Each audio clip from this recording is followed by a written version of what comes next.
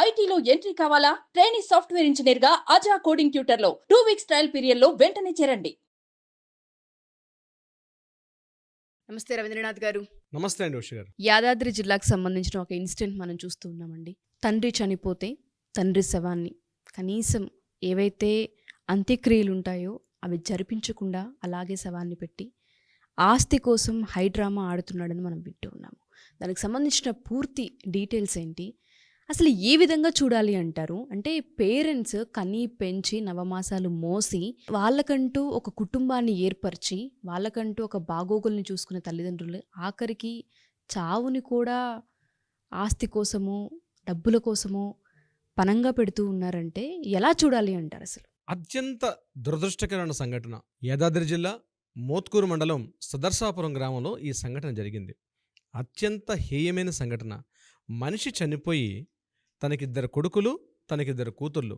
తండ్రి చనిపోయి 3 రోజులుగా ఆ డెడ్ బాడీని ఇంటి ముందర ఆ కంప్లీట్ ఏదైతే ఆ క్లోజ్ ఉంటుందో ఆ ఏసీ బాక్స్లో పెట్టి 3 డేస్ పాటు తండ్రి శవాన్ని అక్కడే పెట్టి ఎటువంటి వాళ్ళ యొక్క దహన సంస్కారాలు కానీ వాళ్ళ యొక్క మత విశ్వాసాల ప్రకారం చేయకుండా అతనికి 2 కొడుకుల్లో ఉన్నటువంటి చిన్న కొడుకు ప్రాపర్టీ, తండ్రి సంపాదించిన ప్రాపర్టీ ఏదైతే ఉందో ఆ ప్రాపర్టీలో ఎకరం 10 గుంటల భూమి నాకు రాసిస్తే కానీ తన తండ్రి యొక్క తన యొక్క డెడ్ బాడీని ఇక్కడి నుంచి తీసే ప్రసక్తి లేదని ఎంటేరి గ్రామస్తులు, గ్రామ పెద్దలు, పెద్దవాళ్ళు, చిన్నవాళ్ళు ఇంతమంది చెప్తున్నా సరే తన మొండిగా అక్కడ కూర్చున్నటువంటి సంఘటన.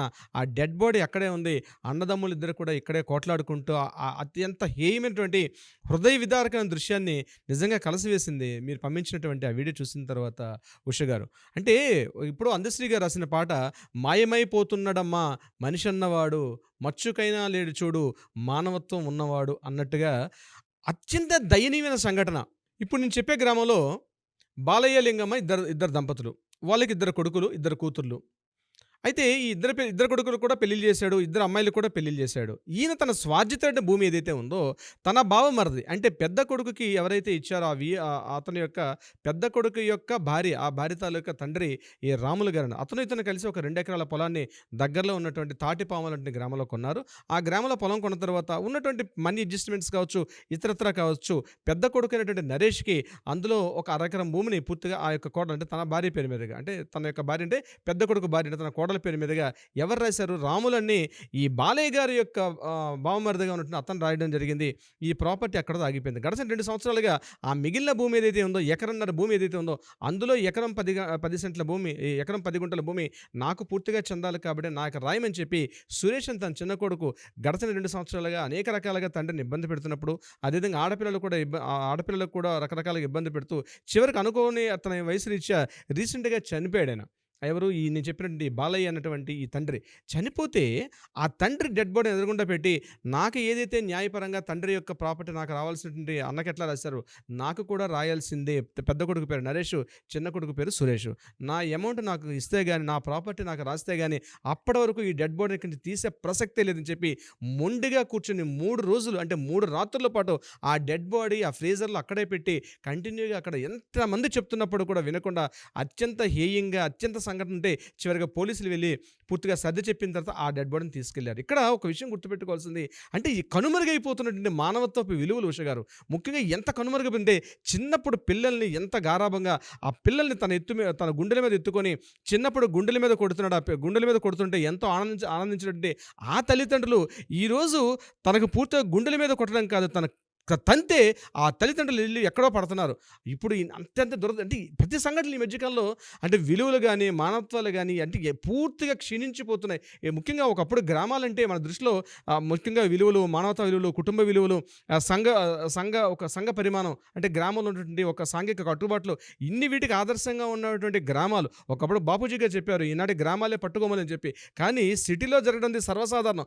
అట్లాంటిది గ్రామాల్లో ఇటువంటి సంఘటనలు జరగడం అనేది ఎక్కడికి పోతుంది సమాజం? ఏం ఆలోచిస్తున్నారు అంటే భూమి పుట్టుకుని ఆ భూమి కోసం మనం పోతామా, మనం పట్టుకెళ్ళేటప్పుడు పిటికెడు భూమి కూడా లేదు అంటే ఏం మర్చిపోతున్నాం మనం, ఆస్తులు అంతస్తులు వీటి గురించి ఆలోచన తప్పించి మానవతా విలువలను ఏవైతే ఉన్నాయో, కుటుంబ విలువలను ఏవైతే ఉన్నాయో పూర్తిగా మర్చిపోతున్నాం. కన్న తల్లిదండ్రులను పూర్తిగా రాచి రంపాన పెట్టి మీ ఆస్తుల్లో మాకు ప్రాపర్టీ ఇస్తారా లేదా, అంతేగాని వాళ్ళ ఆరోగ్యాలు ఎలా ఉన్నాయి, వాళ్ళ మానసిక పరిస్థితి ఏ రకంగా ఉందని పూర్తిగా తల్లిని ఆ రకంగానే చూస్తున్నారు, తండ్రిని అదేవిధంగా చూస్తున్నారు. ఎంత ఈరోజు వృద్ధాశ్రమాలు పెరిగిపోవడానికి కూడా ఇదే రకమైన పరిస్థితి అంటే ఇంతగా పెరిగిపోవడానికి కూడా కారణం. అయితే దీని ముఖ్యంగా ఈ సంఘటన మనం చూసే విధానం హృదయం ద్రవించిపోతుంది. డెడ్ బాడీ అండి, చనిపోయాడు మనిషి. నా లైఫ్లో నేను మీకు సంఘటన చెప్తాను. పార్ట్నర్స్ మధ్య, వ్యాపార భాగస్వామ్యాల మధ్య అనుకోకుండా ఒక పార్ట్నర్ చనిపోతే ఆ నా పార్ట్నర్ సెటిల్మెంట్ అయ్యేదాకా ఆ బాడీని తీనని చెప్పి ఇదే మాదాపూర్లో నా క్లయింట్ చేసేటువంటి పెద్ద హడావుడి నేను చూసాను. తర్వాత మేము వెళ్ళాం, దాన్ని క్లోజ్ చేసుకొచ్చాం. అది వ్యాపార భాగస్వామ్యం. ఆయన ఒక హైదరాబాద్లో పెద్ద పేరెన్నికైనటువంటి ఒక మహా వ్యాపారవేత్త. ఆయన తన పార్ట్నర్ బాడీ నా సెటిల్మెంట్ ఇస్తే కానీ డెడ్ బాడీని తీనని చెప్పి మా కళ్ళ ముందు జరిగిన సంఘటన. ఈరోజు వ్యాపార భాగస్వామి కాదు, అతని వ్యాపారం అమౌంట్ పెట్టాడు, అమౌంట్ లాస్ అయిందా, దట్ ఇస్ డిఫరెంట్ పాయింట్.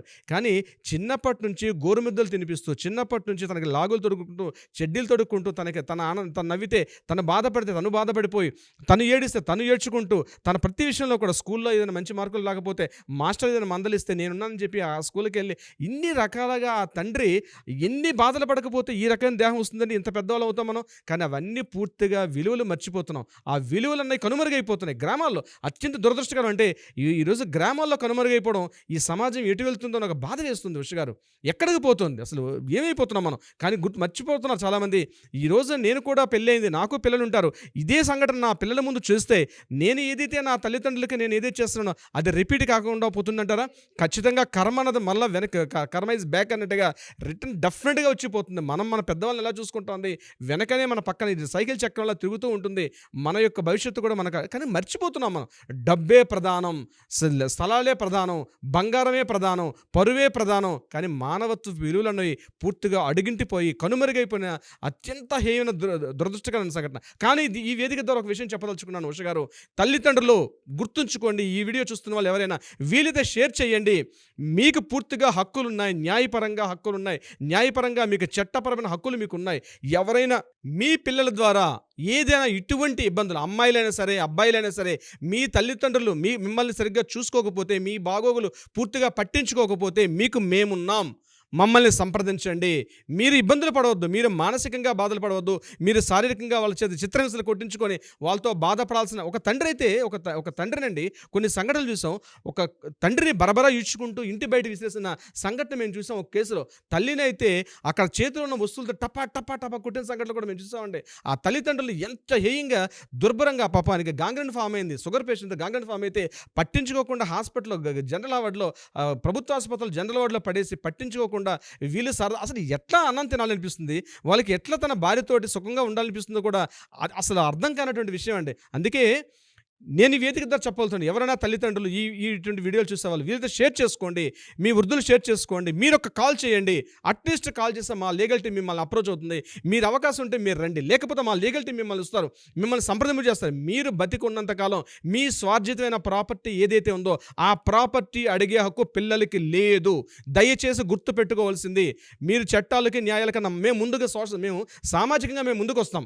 ఎవరైనా ఇట్లాంటి కట్టుబాట్లు కానీ సామాజిక, అది గ్రామమా, సిటీయా, నగరమా, మున్సిపాలిటీ పక్కన పెట్టండి. మీరున్నటువంటి పెద్దవాళ్ళ చిన్నవాళ్ళ మీ స్థాయిని మర్చిపోండి.